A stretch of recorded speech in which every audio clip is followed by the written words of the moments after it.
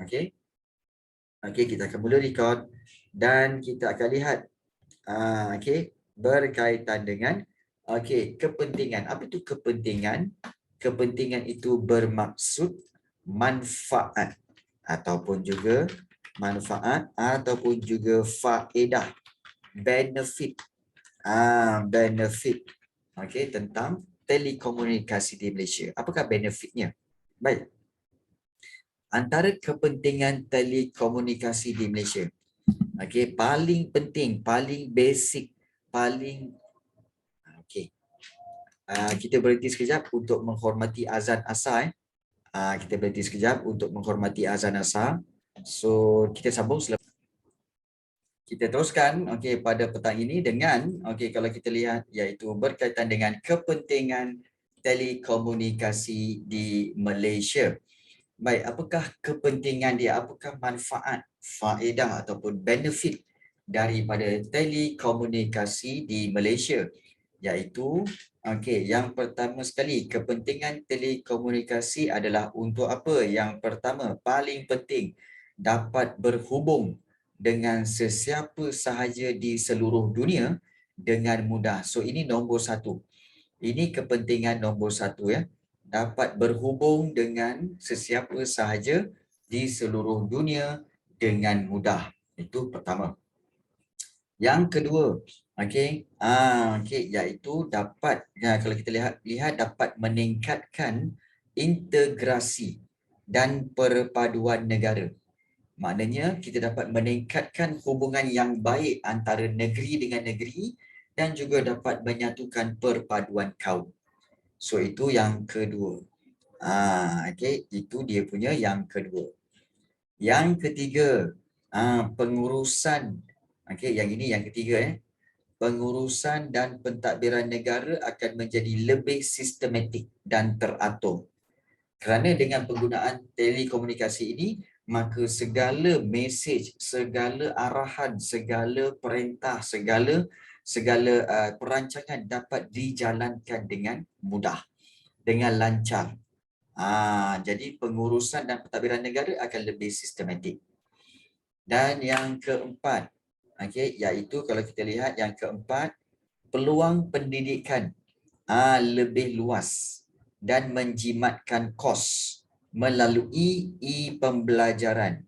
Baik, e-pembelajaran maknanya e-learning ataupun electronic. Itu means electronic ya. Electronic learning. Jadi peluang pendidikan lebih luas. Maknanya kamu boleh belajar pada bila-bila masa dan dengan kos yang murah kerana semuanya boleh diperolehi melalui talian internet. Contohnya macam kita sekarang ni lah. Walaupun kamu mungkin berada di Selayang, ada yang berada di Shah Alam, ada yang berada di luar Selangor, ada yang berada di Kedah, ada yang berada di Melaka. Tetapi kamu semua dapat menikmati, dapat belajar dengan selesa dari rumah, tanpa perlu keluar, tanpa perlu isi minyak pergi pergi ke pusat tuition dan juga pulang balik. Jadi itu telah menambahkan kos. So dengan e-learning dapat jimat kos dan boleh belajar macam-macam. Itu yang bagus kepentingan telekomunikasi ya. Maknanya dari sudut apa? Dari sudut pendidikan, kemudian dari sudut pentadbiran negara dan dari sudut perpaduan negara pun dapat ditingkatkan. Itu dapat. Okey, dan yang kelima kalau kita lihat iaitu telekomunikasi ini, data-data yang kita kumpul, maklumat-maklumat yang kita kumpul dapat disimpan dengan segera dan selamat. Sekarang ni kita simpan semua, contoh nota-nota sejarah kamu. Kamu boleh save dalam komputer. Jadi telah disimpan dengan selamat. Takkan hilang sebenarnya ada dalam tu. So itu bagusnya. Yang kelima. Yang keenam. Ini yang kelima. Yang keenam, urusan keuangan. Dan perkhidmatan perbankan atas talian. Maknanya banking online membolehkan kita menguruskan wang di seluruh dunia dengan mudah dan lancar. Jadi contohnya macam kalau kamu, macam parents kamu selalu bayar yuran dengan cikgu. Adakah bayar yuran dengan jumpa cikgu dan bayar cash? Tidak. Jadi urusan kewangan, urusan pembayaran yuran semuanya akan dilakukan secara online. So bank transfer dan sebagainya. Dan kalau macam kamu nak membeli barang-barang melalui Shopee, Lazada dan sebagainya, so tak perlu pergi ke kedai, just terus bayar melalui transfer. Jadi dapatlah barang itu. So itu kelebihannya. Maknanya yang keenam iaitu tentang urusan kewangan.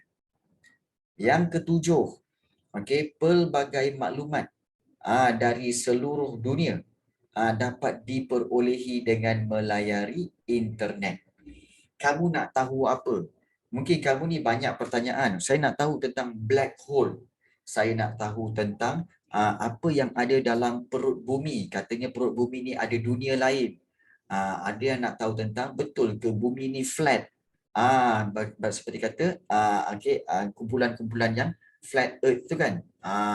Ya ke? So, bumi flat kan. So, kamu boleh cari maklumat itu betul ke tidak. Tapi basically memang tak betul lah. Bumi bukan flat kan. Bumi memang sfera ataupun sphere. Bukan flat. Jadi kamu dapat maklumat macam-macam. Kemudian para pelajar sekarang ni suka mencari benda-benda yang konspirasi. Contohnya konspirasi, teori-teori konspirasi lah, Illuminati lah dan sebagainya. Jadi pelbagai maklumat boleh diperolehi. Macam mana cikgu tahu bukan flat? Well, mudah saja. Iaitu apabila kita berdiri di tepi pantai.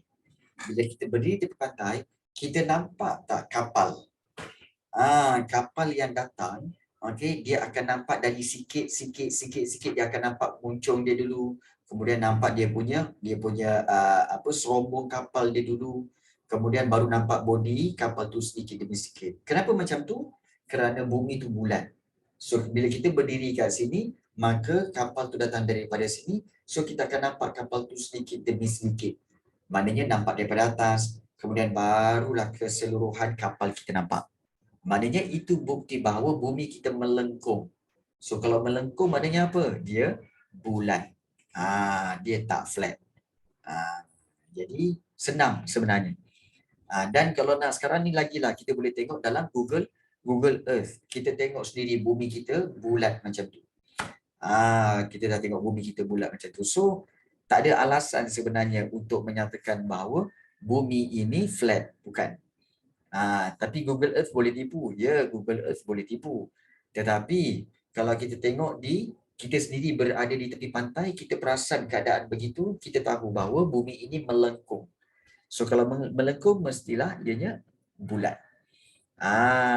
Jadi itu cara paling mudah. Mungkin kalau kita tak percaya, Google Earth tipu. Kita tak percaya Google Map tu pun tipu. So kita kena find out sendiri. Baik. Kemudian yang ke-8, siaran langsung. Yang ke-8, kepentingan telekomunikasi di Malaysia, iaitu siaran langsung melalui aplikasi satelit membolehkan penonton menyaksikan siaran secara langsung di televisyen. Biasanya siaran langsung ini kita tengok apa? Kita tengok bola. Kita tengok EPL.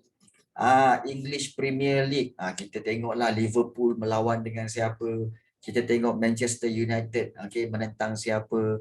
So itu semua kita telah gunakan telekomunikasi, iaitu menggunakan satelit untuk mendapatkan siaran secara langsung. Maknanya secara live. Kita tengok football. Itu bagusnya telekomunikasi. Yang ke-9 di sini iaitu satelit cuaca. Itu menonton ke? Ya, menonton. Ya, menonton siaran langsung. Ya. Satelit cuaca. Cikgu Liverpool ke MU? Okey. Cikgu tak nak cakap.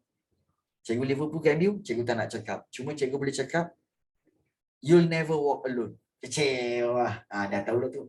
Siapa yang tahu, tahulah. You'll never walk alone. Yeah. Baik. Nombor 9. Satelit cuaca dapat memberi data ramalan cuaca dan fenomena alam dengan lebih tepat serta terperinci. Means that kita ada satelit-satelit cuaca tu, kita akan tahu seperti mana baru-baru ini kerajaan telah memaklumkan kepada semua penduduk di sekitar Selangor, Perak, Kedah dan juga Melaka serta Johor untuk bersiap sedia. Ada kemungkinan besar pada awal bulan 10 ataupun pertengahan bulan 10 akan berlaku hujan yang lebat yang boleh membawa kepada banjir. So kita semua kena bersedia untuk banjir, buat persiapan. Kita khawatir akan berlaku banjir seperti mana yang berlaku pada hujung tahun lepas. Jadi macam mana boleh tahu? Satelit cuaca. Satelit cuaca. Dan juga yang ke-10, kita lihat segala urusan kerajaan dan swasta menjadi cepat dan efisien. Maknanya segala urusan perniagaan, segala urusan penghantaran barang, semua menjadi cepat dengan hanya telekomunikasi. Okey, baik, ada yang tanya. Swasta tu apa cikgu? Baik, bagus soalan tu. Segala urusan kerajaan dan segala urusan swasta. Swasta ni sebenarnya adalah syarikat-syarikat yang bukan kerajaan. Maknanya apa?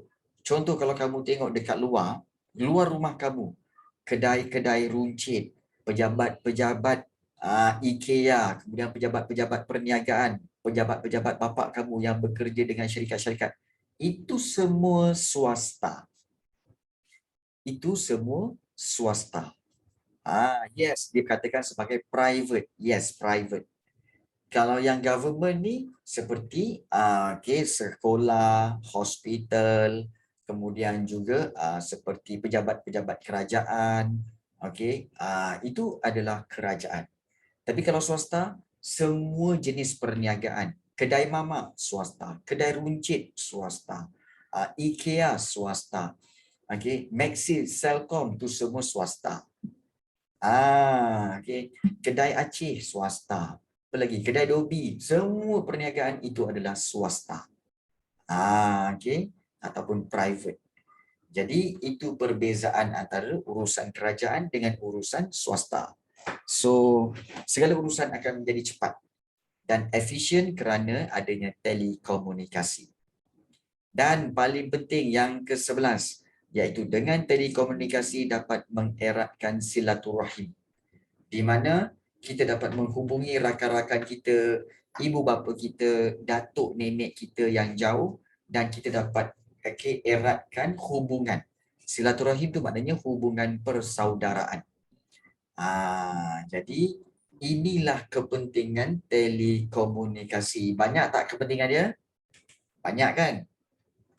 Kepentingan dia kalau kita lihat ada 11 kepentingan. Banyak tu. So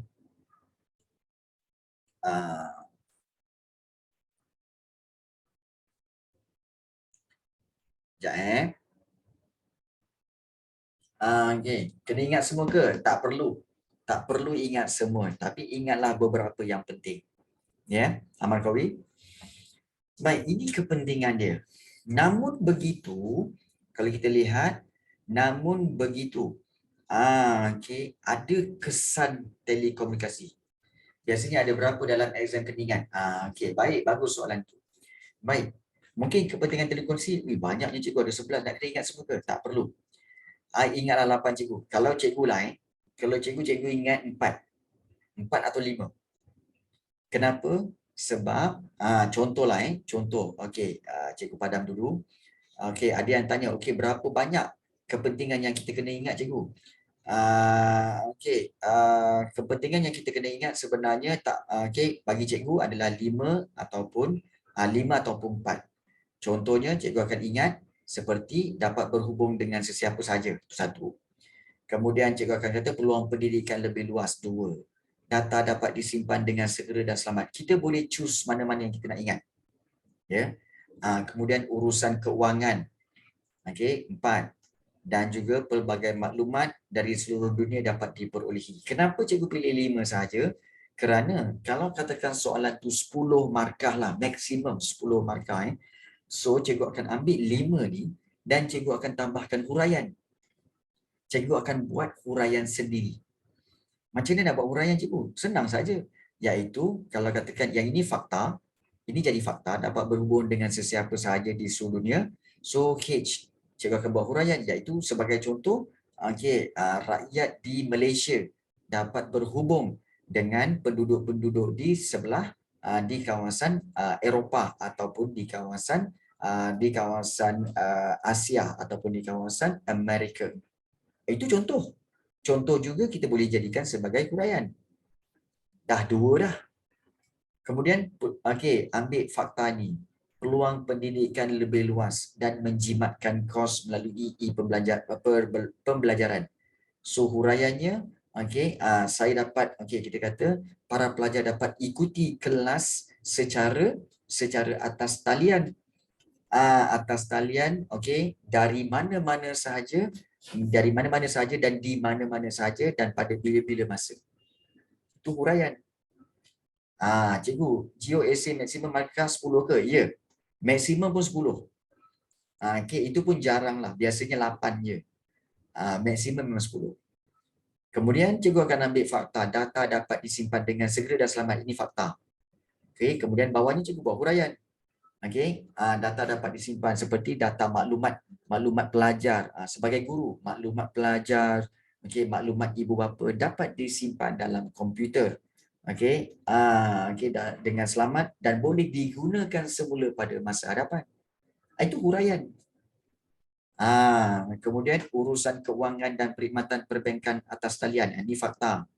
Kemudian kita boleh buat huraian, iaitu memudahkan kita untuk membuat pembelian melalui kedai-kedai di atas talian seperti Shopee, Lazada, macam tu. Jadi, kita ingat 5 dan kita beri huraian bagi setiap fakta.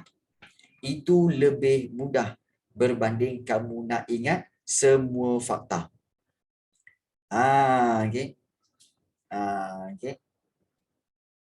So, yang itu yang paling penting. Mana yang senang nak ingat? Ingat 5 fakta ke ingat 8 atau 10 fakta? Mana lebih senang nak ingat? Ya, betul Sulaiman. Okey.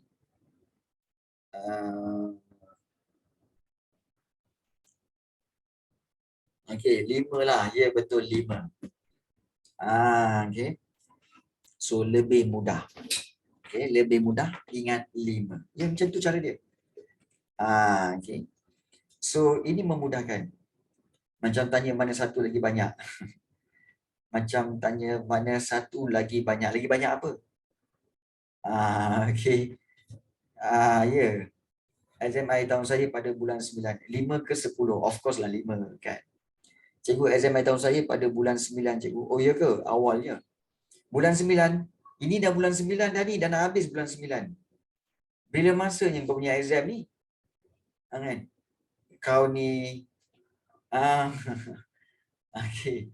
Ini dah bulan 9. Bulan 11. Bulan 11. Ya, betul. Okey, tak apa. Okey, bulan 11. Baik. So, itu caranya bagaimana untuk ingat fakta. Okey, dan huraikan. Baik. Kita tahu, memang telekomunikasi banyak kebaikannya. Namun, ada kesan. Ada kesan kalau kita gunakan telekomunikasi ni. Kesan pastinya akan ada 2, iaitu sama ada kesan positif ataupun juga kesan negatif. Through textbook. Oh ya ke? Okey, baik. So kalau kita lihat kesan positif. Apakah kesan positif telekomunikasi? Yang pertama, e-perbankan. Urusan e-perbankan boleh dijalankan di mana-mana saja. Maknanya urusan untuk banking online kita boleh buat di mana-mana saja. Kemudian yang kedua, kesan positif. Kesan yang baik iaitu multimedia interaktif. Maknanya interaktif ni maknanya apa? Iaitu kegunaan komputer yang boleh berinteract, yang boleh bertindak balas. Jadi ini memudahkan sistem pembelajaran. That's why interaktif ni penting. That's why kalau cikgu cakap apa? Kamu semua tak payah belajar lah, masuk kelas cikgu tak payah. Korang tengok YouTube saja. Okey, tengok YouTube saja. Okey, video-video kelas cikgu. Okey, adakah kamu rasa itu berkesan? Adakah dengan hanya menonton video-video kelas kita, kelas cikgu, berkesan tak? Tidak. Tidak berkesan. 50% saja. Why? Because video-video itu tidak interact dengan kamu. Video itu hanya memberitahu saja. Tapi kamu tak boleh interact dengan video itu. Tapi kalau dalam kelas online, okey, dia boleh interact. Kamu boleh interact dengan cikgu, cikgu boleh interact dengan kamu.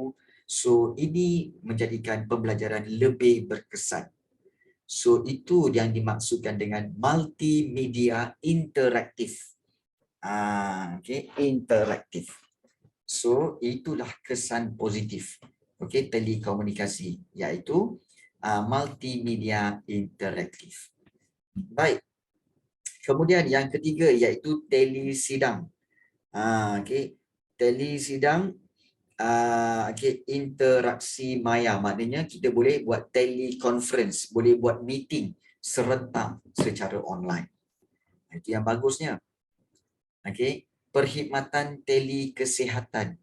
Pesakit boleh diperiksa oleh doktor pakar secara jarak jauh menggunakan teknologi komunikasi. So doktor, contohnya doktor ada di Singapura.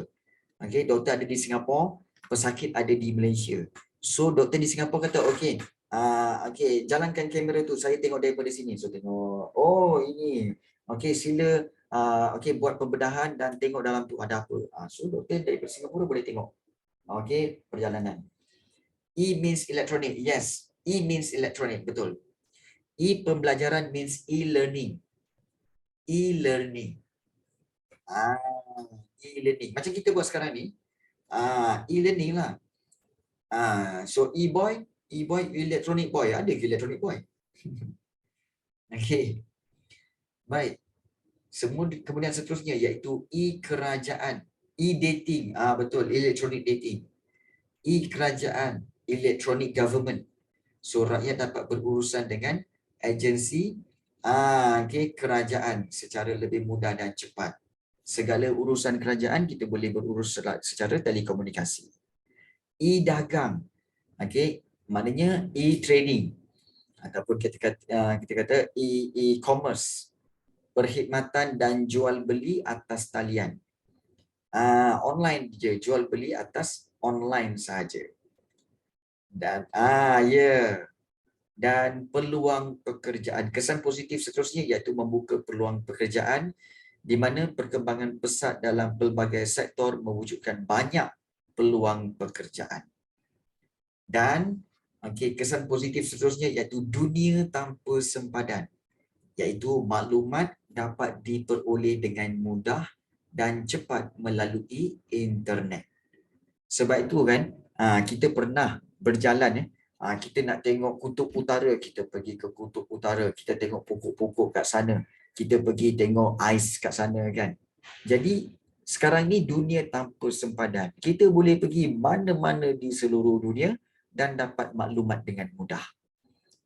Itu kesan positif telekomunikasi. Namun begitu harus diingat, sesuatu yang positif pastinya dia berpasangan. So pastinya ada yang negatif.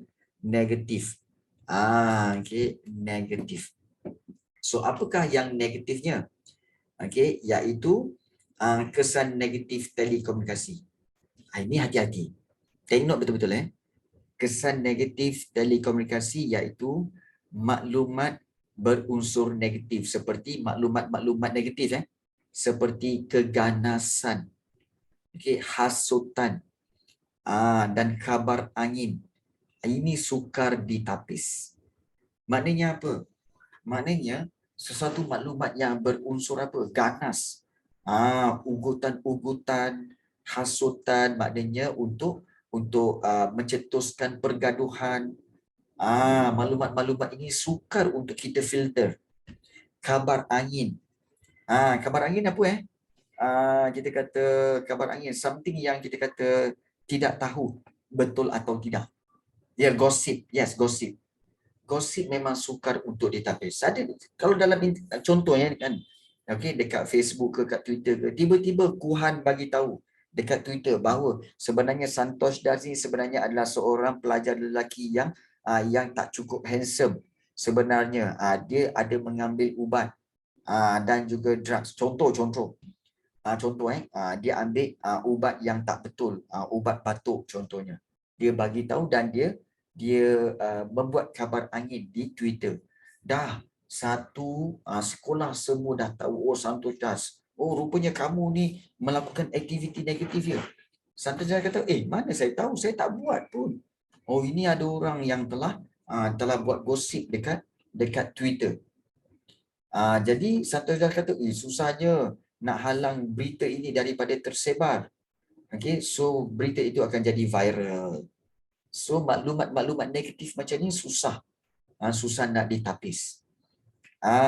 Kan, macam ada yang kata ada yang kata di Facebook, di Twitter bahawa Cikgu Rafi sekarang ni sedang berhubungan, sedang bercinta dengan Anna Jobling. Kan itu susah tu, cikgu nak halang susah tu. Tiba-tiba habis satu Malaysia dah tahu, oh Cikgu Rafi bercinta dengan Anna Jobling. Cikgu tak boleh buat apa. Cikgu tak boleh buat apa. Macam mana nak sahkan benda ni? Aduh, ya susahlah. Contoh. Contoh siapa tu? Dia actress, Malaysian actress lah. Okay.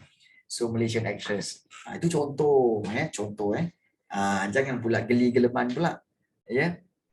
Jangan pula Adam ke, Adit ke, Anci ke, Dini ke, jangan pula geli geleman pula kan. Itu contoh plot twist cikgu betul-betul suka. Yalah, kan? Bak kata Markowi kan. Kalau betul apa salahnya Markowi ya? Ya Mar. Okey, baik. Okey. Okey, kesan negatif yang kedua iaitu isu okay. Okey, iaitu yang kedua isu pencerobohan dan pencurian maklumat dalam sistem pangkalan data secara atas talian. Kamu tahu kan, ini pencerobohan ni maknanya ada hackers. Okey, kita tahu ramai orang yang hackers, dia boleh hack account, kemudian dia boleh hack kamu punya database untuk mencuri maklumat kamu semua kan. Jadi itu adalah masalah negatif. Okey, negatif tentang telekomunikasi. Ya betul Santosh Das. Jadi kamu kena hati-hati. Ya betul, dalam game pun sekarang ada banyak hackers. Jangan kata dalam game, even dalam Telegram pun banyak hackers kan. Dalam Telegram tiba-tiba masuk dan juga minta tolong suruh scamkan kita, scamkan duit kita. So itu adalah kesan negatif telekomunikasi. Dan juga ya betul Sasi, betul. Dan juga terdapat maklumat yang tersebar di laman sesawang yang tidak tepat. Terdapat maklumat yang tersebar tu, yang kita kata news yang spread tu, false info tu di laman sesawang. Ingat laman sesawang bermaksud website. Website maksudnya laman sesawang. This tidak tepat. Tidak tepat means inaccurate. Tidak tepat. Jadi tugas kita kena tahu which one is yang genuine punya news ataupun mana satu yang fake news, mana satu yang tidak betul. So kamu kena dan false info. So kamu kena betul-betul filter kan, betul-betul analyze. Jadi ini kesan negatif telekomunikasi. Kepada bukan scam. It's okay. Pukul 5 kan, pukul 5 sampai pukul 6. Okey. Baik, itu kesan negatif telekomunikasi.